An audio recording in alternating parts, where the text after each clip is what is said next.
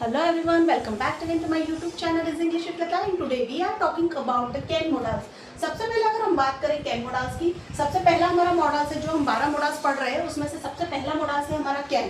Can ये auxiliary verb होती है। देन इसका यूज़ हम जैसे हमारे जो बेसिक इंग्लिश होते हैं उसमें अक्सर इन जो मॉडल्स होती है उनका हम सबसे ज़्यादा यूज़ करते हैं, तो सबसे ज़्यादा यूज़ हमारा होता है कैन का। अगर हम बात करें कैन की, इसमें सकता शक्ति सकते आकर है हुआ है या एबिलिटी कैपेसिटी और पावर को शो करता है। एबिलिटी मतलब योग्यता, कैपेसिटी मतलब क्षमता और पावर यानी शक्ति को ये शो करता है। अगर हम बात करें इसके सेंटेंस की, सब्जेक्ट प्लस कैन वर्ब की फर्स्ट फॉर्म और ऑब्जेक्ट, पहले सेंटेंस हमारे बनेंगे जिसको हम बोलते हैं अफर्मेटिव सेंटेंस। आज तक जितने भी सेंटेंस देखे होंगे सिर्फ अफर्मेटिव या फिर निगेटिव सेंटेंस हम ज़्यादा देखते हैं, लेकिन जो हमारे इंटरोगेटिव सेंटेंस और जो WH पैटर्न या हु पैटर्न के सेंटेंस जो होते हैं वो बहुत कम देखते हैं। तो सबसे पहले अगर हम बात करें अफर्मेटिव सेंटेंस की, जैसे तुम यहाँ आ सकते हो, मैं तुम्हें पढ़ा सकती हूँ, तुम इंग्लिश सीख सकते हो, वह सेंटेंस बना सकता है, वे बाहर जा सकते हैं, सीता फूल तोड़ सकती है ना। तो हमारे हिंदी के जो सेंटेंस है उसके लास्ट में क्या आ रहा है, सकता सकती सकते आकर है वो हो है।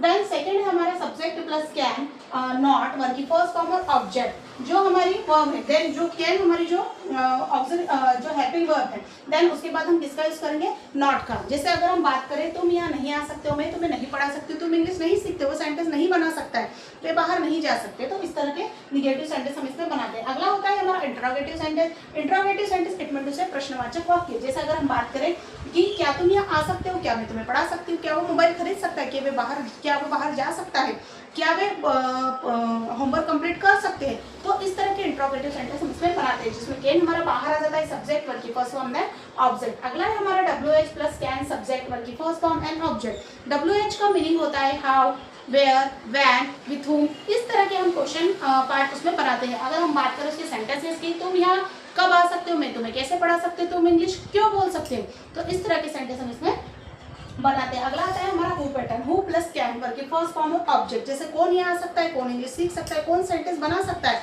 कौन बोर्ड पर लिख सकता है, कौन बाहर जा सकता है, कौन पुस्तक पढ़ सकता है। तो इस तरह के सेंटेंस हम इसमें बनाते हैं। तो चलिए बनाते हैं हमारे इंग्लिश के सेंटेंस। सबसे पहले अगर हम बात करें कि वह इंग्लिश बोल सकता है, तो ही कैन स्पीक इंग्लिश, वह इंग्लिश नहीं बोल सकता है, he can not speak English. क्या वह इंग्लिश बोल सकता है, कैन ही स्पीक इंग्लिश, वह इंग्लिश क्यों बोल सकता है, why can he speak English, और कौन इंग्लिश बोल सकता है, हु कैन स्पीक इंग्लिश। अगर हम बात करें सीता बाजार जा सकती है, Sita can go to market, Sita बाजार नहीं जा सकती, Sita can not go to market. क्या सीता बाजार जा सकती है, can Sita go to market, Sita बाजार क्यों जा सकती है, why can Sita go to market, और कौन बाजार जा सकता है, who can go to market. अगर हम बात करें तुम सेंटेंस बना सकते हो, यू कैन मेक सेंटेंस, तुम सेंटेंस नहीं बना सकते, you can not make sentence. क्या तुम सेंटेंस बना सकते हो, कैन यू मेक सेंटेंस, तुम सेंटेंस कैसे बना सकते हो, how can you make sentence, और कौन सेंटेंस बना सकता है, हु कैन मेक सेंटेंस। अगर हम बात करें नेक्स्ट एग्जांपल की, जैसे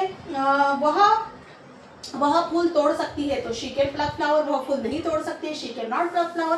क्या वो फूल तोड़ सकती है, कैन शी प्लक फ्लावर, वह फूल कैसे तोड़ सकती है, how can she pluck flower, और कौन फूल तोड़ सकती है, हु कैन प्लक फ्लावर। अगर हम बात करें नेक्स्ट सेंटेंस की, जैसे राम अमेरिका जा सकता है, तो Ram can go to America, Ram America नहीं जा सकता है, Ram can not go to America. क्या राम अमेरिका जा सकता है, can Ram go to America, Ram America क्यों जा सकता है, why can Ram go to America, और कौन अमेरिका जा सकता है, who can go to America. I hope that आपको ये सेंटेंस समझ में आ गए होंगे।